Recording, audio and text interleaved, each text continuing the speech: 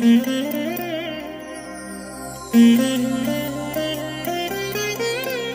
దినం పరము నుండి దిగివచ్చు మాట. ఇది నీ జీవితానికి వెలుగుల బాట. నీ ఒడిలో ఉంచబడిన దీవెనల మూట, అద్భుతాల ఆనంద ఊట. నవంబర్ 22 సంవత్సరమంతా మీరు బైబిల్ చదివి ముగించడానికి ఈరోజు మీరు చదవలసిన లేఖన భాగం ఉదయం యెహెజ్కేలు గ్రంథం 18 మరియు 19 అధ్యాయములు, సాయంత్రం యాకోబు రాసిన పత్రిక 4వ అధ్యాయము. ప్రియమైన దేవుని బిడ్డలారా, ఈ ఉదయకాల సమయంలో పరలోకముడి దిగి వస్తున్న మన్నా మీ హృదయాలలోకి చేరునుగాక. దేవుని బిడ్డలారా, ఎలా ఉన్నారు? బాగున్నారా? నిత్యము కృప చూపే దేవుడు మీకు తోడుగా ఉన్నాడు అని ఈ మాట మీతో నేను పంచుకోవడం నాకెంతో సంతోషంగా ఉంది. అది నాకు ఆదరణ కలిగిస్తుంది. ఈ మాట నేను మీతో చెప్పడం నా హృదయంలో ఒక విధమైనటువంటి నిబ్బరాన్ని, నిశ్చయితను కలిగిస్తుంది. మన దేవుడు ఎల్లప్పుడూ మనకు తోడుగా ఉంటాడు. ఆయన మనల్ని ఎప్పుడు కూడా విడనాడడు. ఆయన పేరు ఇమ్మానుయేలు. అట్టి దేవుడు మనతో ఉండడం ఎంత భాగ్యం. గాఢంధకారపు లోయల్లో మీరు సంచరించిన ఏ విధమైన అపాయాలకు మీరు భయపడరని దైవలేఖనం సెలవిస్తుంది. ఆయన తన కుడి చేతిని మన మీద ఉంచి చెప్పుచున్న మాట ఏంటి తెలుసా? భయపడకుము. అవును, పద్మాసు ద్వీపంలో యోహానుకి ప్రభువారు కనిపించి ఆయన భుజం మీద చేతులు వేసి భయపడకుము అని ఈ మాట చెప్పారు.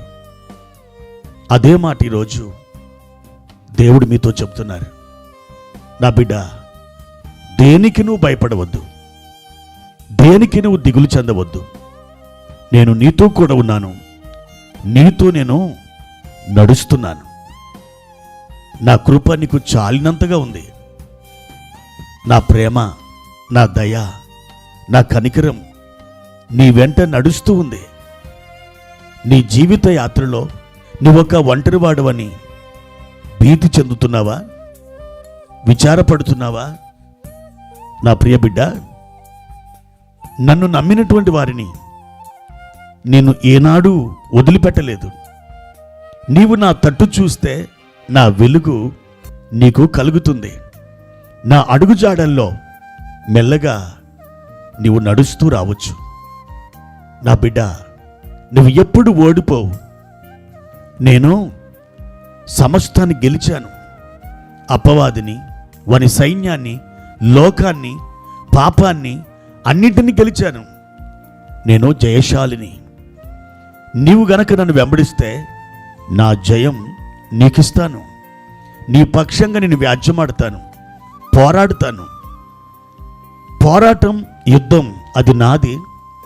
విజయమేమో అది నీది, అపజయమేమో అది సాతానుది. కాబట్టి నా ప్రియ బిడ్డ, నువ్వు ఎంతమాత్రం ఆందోళన చెందవద్దు. ఈ విధంగా పరిశుద్ధాత్మ దేవుడు మీతో మాట్లాడుచున్నాడు. ఒక మాట పరిశుద్ధ గ్రంథం నుండి మీకు జ్ఞాపకం చేయాలని ఆశిస్తున్నాను. యెషయా గ్రంథం 26వ అధ్యాయం 3వ వచనం. ఎవని మనసు నీ మీద ఆనుకొనునో వానిని నీవు పూర్ణ శాంతి గలవానిగా కాపాడుదు. ఎలయనగా అతడు నీ యందు విశ్వాసముంచి ఉన్నాడు.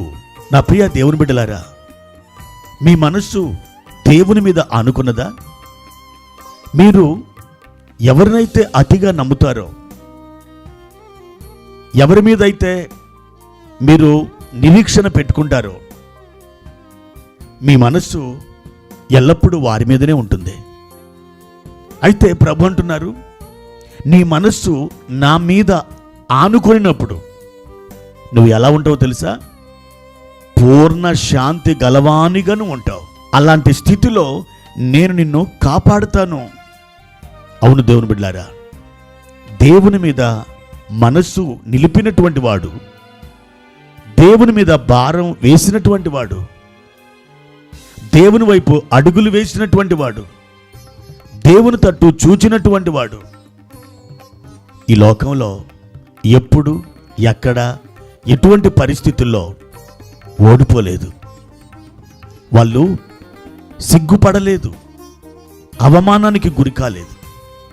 ఈ ఉదయకాలం ప్రభు చెప్తున్నారు, నా బిడ్డ, నీ మనస్సు, నీ హృదయాన్ని నా మీద ఆనుకొననిమ్ము. నీవు నా పైన ఆనుకున్నట్లయితే నీవు శాంతి సమాధానాలని కలిగి ఆనందిస్తావు. ఒకవేళ నీ మనస్సు మనుషులపై, డబ్బు మీద, పరిస్థితుల మీద ఆనుకున్నట్టయితే అవన్నీ కూడా ఒక దినం కదిలించబడతాయి. అలాంటి సమయంలో నీవు ఓడిపోతావు, బాధపడిపోతావు, వేదన పాలవుతావు. అప్పుడు అవమానం నిన్ను ఎదుర్కొంటుంది.